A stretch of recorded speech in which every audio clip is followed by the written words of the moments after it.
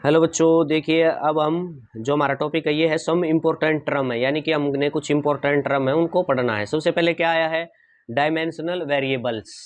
क्या कहा? Dimensional variable. अब ये क्या है? The physical quantity which possesses dimension, यानी कि ऐसी फिजिकल क्वांटिटी जिनके डायमेंशन होते हैं एंड हैव वेरिएबल्स वैल्यू, और वैल्यू कैसी होती है? उनके पास वेरिएबल होती है। ठीक है, वेरिएबल का मतलब जो चेंज होती रहे जो वैल्यू।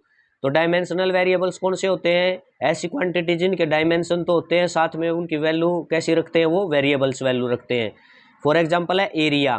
ठीक है, एरिया का डायमेंशन तो होता है बच्चों, ठीक है ना, आपको बताया था पीछे हमारा आ चुका है। एरिया का डायमेंशन आपका जैसे m0 l² t0, ये डायमेंशन होता है। एरिया का तो डायमेंशन होता है, ठीक है, लेकिन एरिया का डायमेंशन के साथ साथ एरिया वैल्यू कैसे रखता है? ये तो चेंज होती रहती है ना।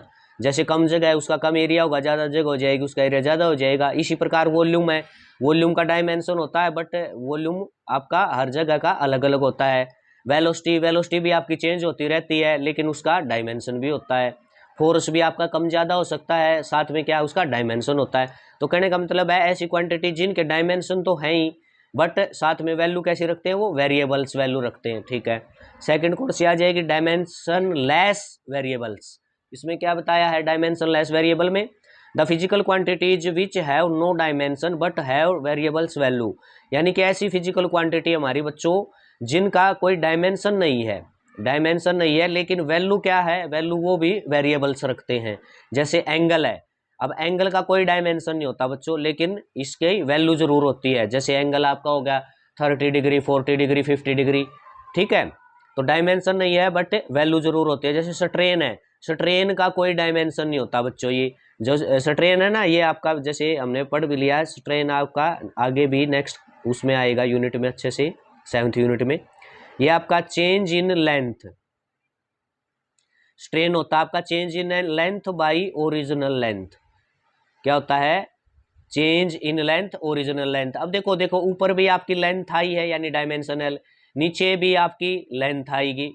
Change in length original length, इनकी रेशो ही आपकी क्या है? आपकी जैसे स्ट्रेन है आपका, तो दोनों आपका क्या है? ये दोनों की क्या रहेगी आपकी? जैसे लेंथ की टर्म में हमने बताया इसको, स्ट्रेन को, ये आप ये भी कह सकते हो। वैसे एक्चुअल में तो स्ट्रेन ये होता है change in configuration by original configuration. ठीक है, तो हमने ये जो एग्जांपल बता दिया ये लॉन्गिट्यूडिनल स्ट्रेन के लिए बता दिया, change in length bye original length. ठीक है, तो स्ट्रेन में आपका ये देखो ऊपर भी एल है नीचे भी एल है, यानी कि इसका डायमेंशन होगा ही नहीं कुछ भी। स्ट्रेन का कोई डायमेंशन नहीं होता, बट कुछ वैल्यू तो होती है। ठीक है, वैल्यू कैसी है? वेरिएबल्स है, यानी स्ट्रेन चेंज होता रहता है।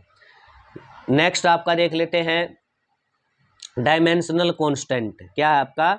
Dimensional constant. अब ये क्या है? ऐसी फिजिकल क्वांटिटी है जिनका डायमेंशन तो होता है बच्चों, क्या होता है? Dimension, and have constant value, और वैल्यू भी कांस्टेंट रखते हैं। देखो डायमेंशन भी होता है और वैल्यू भी कांस्टेंट होती है। जैसे हमने बताया था ग्रेविटेशनल कांस्टेंट हमारा जो ये जी होता है, ग्रेविटेशनल कांस्टेंट।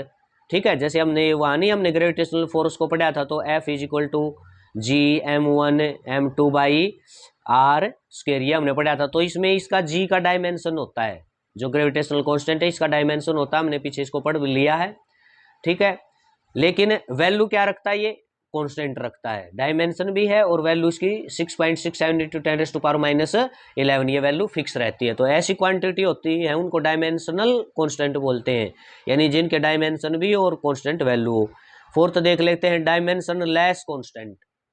ये क्या होते हैं? ये डायमेंशन यानी कि ऐसी क्वांटिटी कांस्टेंट क्वांटिटी होती है जिनका कोई डायमेंशन नहीं होता। वैल्यू तो ये कांस्टेंट रखते हैं लेकिन डायमेंशन कोई नहीं होता। जैसे पाई है, पाई का कोई डायमेंशन नहीं होता बच्चों, लेकिन पाई की वैल्यू कितनी होती है? फिक्स होती है 3.14, यानी कि 22/7 जो वैल्यू है ये 3.14 उसको लिखा जाता है। ई है आपका ये एक्सपोनेंशियल फंक्शन बोलते हैं इसको।